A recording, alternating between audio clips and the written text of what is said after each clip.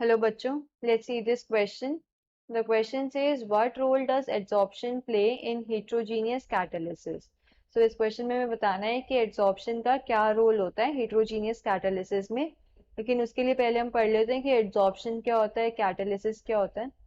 So key concept in this question is adsorption and catalysis, adsorption and catalysis. तो adsorption क्या होता है? Adsorption को हम ऐसे बोल सकते हैं कि accumulation of molecular species on the surface rather then in the bulk of solid और लिक्विड. मतलब किसी भी सॉलिड या लिक्विड के सरफेस के ऊपर जो है मॉलिक्यूलर स्पीशीज का इकट्ठा हो जाना रादर देन उनके बल्क में. जैसे कि एब्जॉर्प्शन के अंदर क्या होता है, बल्क के अंदर इकट्ठा होता है, बट एड्सॉर्प्शन के अंदर क्या होता है, सरफेस पे होता है. ये एक सरफेस फिनोमिना है.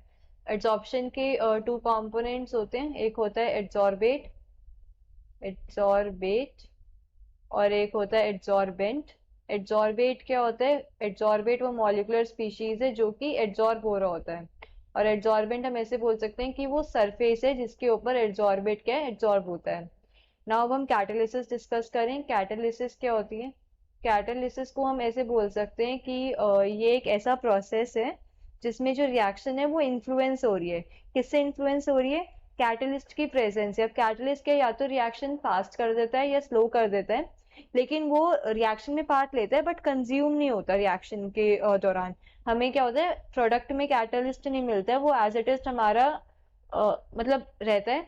बस रिएक्शन फास्ट कर देगा या स्लो कर देगा रिएक्शन में पार्ट लेके, बट वो क्या है, प्रोडक्ट नहीं बनाता, कंज्यूम नहीं होता, एज इट इज रहता है. अब कैटालिसिस हमारी दो टाइप्स की होती हैं. एक होती है होमोजीनियस कैटालिसिस, होमोजीनियस कैटालिसिस, और एक होती है हमारी हेट्रोजीनियस, हेट्रोजीनियस, हेट्रोजीनियस कैटालिसिस. अब होमोजीनियस कैटालिसिस के अंदर क्या होता है कि जो भी रिएक्टेंट है, प्रोडक्ट है, कैटालिस्ट है, ये सारे क्या होते हैं, सेम फेज में होते हैं. Reactants, products, products and catalyst, जो कैटलिस्ट हम यूज कर रहे हैं, and catalyst exist in same phase, exist in same phase. अगर हमारा रिएक्टेंट और प्रोडक्ट गैसियस है तो हमारा जो कैटलिस्ट हम यूज कर रहे हैं वो भी ना गैसियस फेज में होता है. सपोज ये रिएक्शन अगर हम लें 2SO2 प्लस O2, और इससे हमें क्या मिल रहा है, 2SO3 मिल रही है, और हमने जो कैटलिस्ट यूज करा है वो NO गैस यूज करी है. तो ये क्या, SO2 O2 SO3, ये मतलब रिएक्टेंट्स भी हमारे गैसियस फेज में है, प्रोडक्ट भी हमारा गैसियस फेज में है, और कैटलिस्ट भी क्या है, हमारा गैसियस फेज में है. तो ये क्या हो गई, होमोजीनियस कैटालिसिस. अब हम अगर हेट्रोजीनियस कैटालिसिस की बात करें तो हेट्रोजीनियस कैटालिसिस के अंदर क्या होता है कि जो फेज का कैटालिस्ट मतलब कैटालिस्ट का जो फेज होता है वो डिफरेंट होता है रिएक्टेंट और प्रोडक्ट से. तो इसको हम ऐसे लिख सकते हैं कि phase of catalyst, phase of catalyst differs from that of from that of reactants and products, reactants and products. तो अगर हम सेम एग्जाम्पल लें, हमने SO2 गैस ली और O2 गैस ये रिएक्टेंट लिया, और हमें इससे क्या मिल रहा है, 2SO3 मिल रहा है गैसियस फॉर्म में. ये भी गैस, ये भी गैस, बट हमने जो कैटलिस्ट लिया ना, इस बार कैटलिस्ट हमने प्लैटिनियम ले लिया, सॉलिड प्लैटिनियम हमने कैटलिस्ट ले लिया. तो ये क्या हो गई, हेट्रोजीनियस कैटालिसिस हो गई, जिसके अंदर कैटलिस्ट क्या है, हमारा सॉलिड फॉर्म में है, और जो हमारे रिएक्टेंट और प्रोडक्ट हैं वो क्या है, गैसियस फेज में. तो डिफरेंट फेज हो गए, इसलिए ये हेट्रोजीनियस कैटालिसिस है.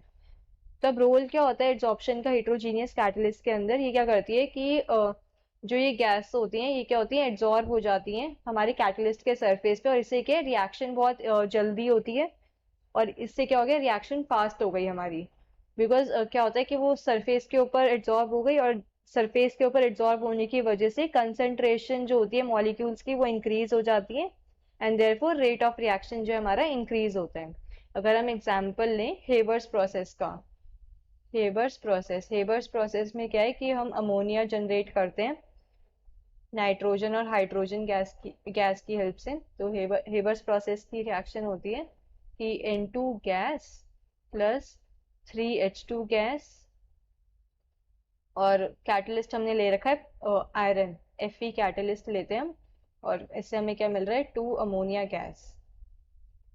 तो ये हेबर्स प्रोसेस होता है। इसके अंदर क्या होता है कि ये जो आयरन का ये सरफेस है, इस पे क्या होती है, ये गैसेस एब्जॉर्ब हो जाती हैं N2H2 गैसेस, और फिर हमें क्या प्रोडक्ट मिलता है, अमोनिया प्रोडक्ट मिलता है। तो N2 and H2 gas absorb हो रही है, gases get adsorbed, and due to adsorption, due to adsorption, adsorption की वजह से क्या हो रहा है कि कॉन्सेंट्रेशन ऑफ मॉलिक्यूल्स इंक्रीज हो रही है, concentration of molecules on the surface increases, of molecules on the surface increases। Concentration increase हो गई तो इसका मतलब क्या हो गया, रेट ऑफ रिएक्शन भी हमारी इंक्रीज हो जाती है। And then the rate of reaction